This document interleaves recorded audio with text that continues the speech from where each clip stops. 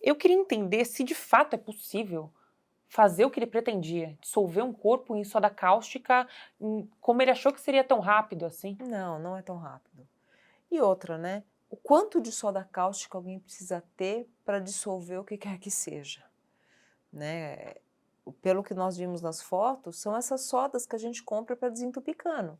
Quem já tentou desentupir cano vê o quanto que é difícil. Você joga o negócio não desentope, Exatamente, aí você joga mais, aí você bota água exatamente. quente, né? Demora para desentupir um cano, que tem o quê? 1 centímetro de gordura?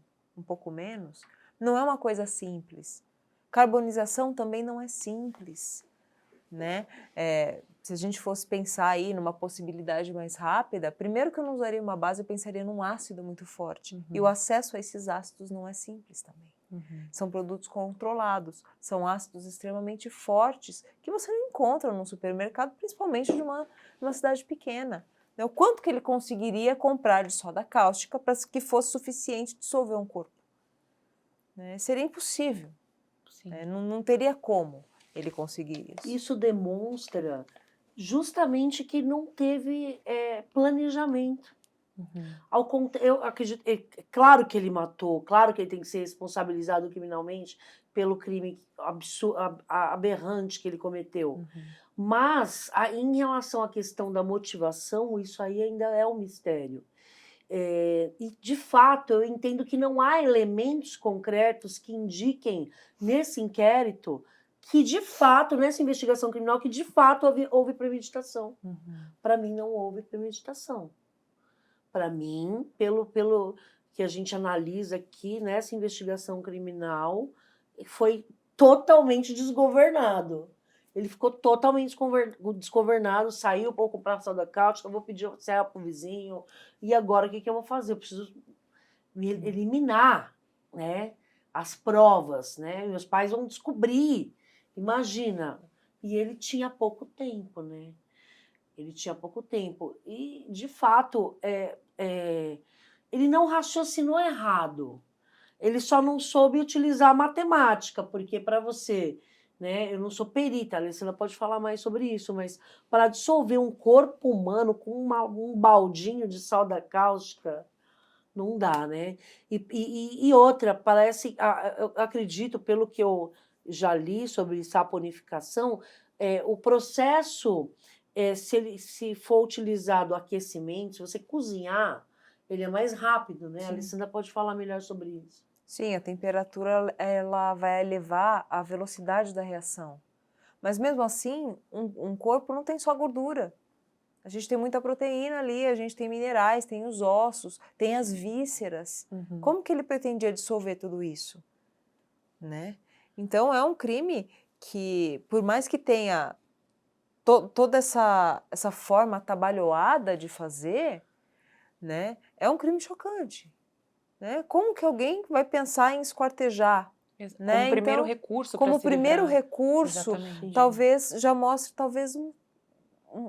uma certa intimidade com a violência, ainda que fosse no campo da fantasia. Sim, um sadismo, talvez. Ainda que tivesse no campo da fantasia. Né? Eu não duvido que apareçam outras vítimas dizendo que ele contratava garotas de programa e as agredia. Isso é comum. Né? Infelizmente, tem muita gente que tem essa fantasia sádica e usa garotas de programa para isso. Né? Então, muitas são espancadas. Né? Então, existe, além de tudo isso, eu estou pensando aqui na possibilidade de ser um parafílico e alguma coisa deu errado ali no meio. Né? Porque muitas são torturadas, principalmente em casa de cliente, às vezes o cliente leva para um lugar ermo, então elas passam aí por sessões de humilhação, sessões de tortura, porque é essa pira dos caras, eles têm a fantasia de submeter mulheres a isso, e muitos contratam os profissionais para isso, porque na cabeça deles elas são objeto, na cabeça deles elas não serão ouvidas no caso de fazer uma denúncia, e muitas vezes isso acontece. Elas são ameaçadas, elas são torturadas, elas são perseguidas, elas não confiam num sistema de justiça porque tem esse imaginário de que ninguém vai acreditar numa prostituta. Ainda mais numa cidade pequena, né? São pessoas que sofrem muito mais preconceito e, ao mesmo tempo, estão muito mais sujeitas a esse tipo de violência. Então, isso acontece. Não é raro a gente pegar morte suspeita em que deu errado a asfixia erótica. A hora que a gente começa a investigar, começa a pesquisar, é homicídio? Sim. Né? Claro que é homicídio. Mas começa a asfixiar, né? É uma prática sexual relativamente até conhecida nesses meios, e a pessoa perde os sentidos e a pessoa é morta por asfixia, né? Que também é qualificadora. Sim. Doutora, a gente estava conversando que ele gabaritou o artigo 121, certo? Pode explicar para a gente quais foram as denúncias do Ministério Público e como as qualificadoras impactam na pena que ele vai pegar? A situação do Stênio é bem delicada, né? Vai dar bastante trabalho para a defesa, porque ele conseguiu praticamente esgotar todos os incisos do parágrafo 2º do artigo 121. Então, teve motivo torpe, né? O promotor que for duro, mão pesada, né? A gente não sabe qual que é exatamente o teor dos dispositivos que foram elencados na exordial acusatória, na denúncia, mas motivo torpe, motivo fútil, com a tortura, né? Meio cruel, facadas, né? Recurso que dificultou a defesa da vítima, com certeza, para assegurar a execução, né, do crime, que ele havia acabado de praticar, o feminicídio, que é o inciso que é uma qualificadora incluída pela legislação a partir de 2015, né? Eu acho que ele só não pegou o inciso 7º, que é contra a autoridade, que ele não é... Mas tem a ocultação também. Mas a ocultação. Então, a gente ainda tem, além do 121 e todos esses incisos, Caterine, com certeza ele também será denunciado no artigo 211 em concurso material de crimes. Né? Significa o quê? Que as penas são somadas. E acredito que essa pena vai vir bem alta, porque quando o magistrado ele vai aplicar a pena, ele analisa as circunstâncias judiciais.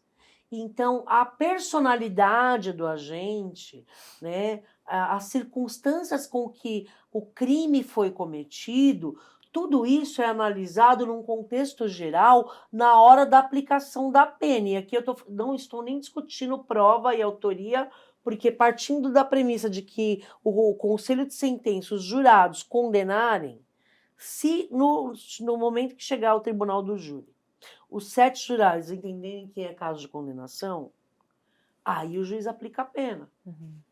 Quem vai aplicar a pena não são os jurados. Os jurados só decidem culpado ou inocente.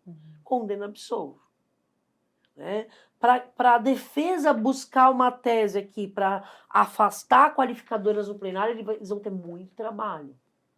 Convencer os jurados de que esse rapaz, né, não premeditou. Isso eu acredito que seja até possível, dentro da dinâmica das informações que a gente tem, do cotejo perfunctório que foi colhido até o momento nessa investigação criminal, dá para se chegar à conclusão, sim, que não foi premeditado.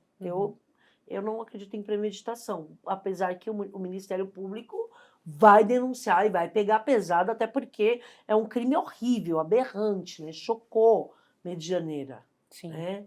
É lamentável que a Medianeira fique marcada, e eu lamento não só pela cidade, principalmente pelos familiares das vítimas. Assim, esse crime em Medianeira, tão recente, ele mexeu muito com a cidade, inclusive teve manifestações, motivou manifestações. A Rosimar não era uma mulher jogada no mundo que não tinha ninguém. Ela tinha família.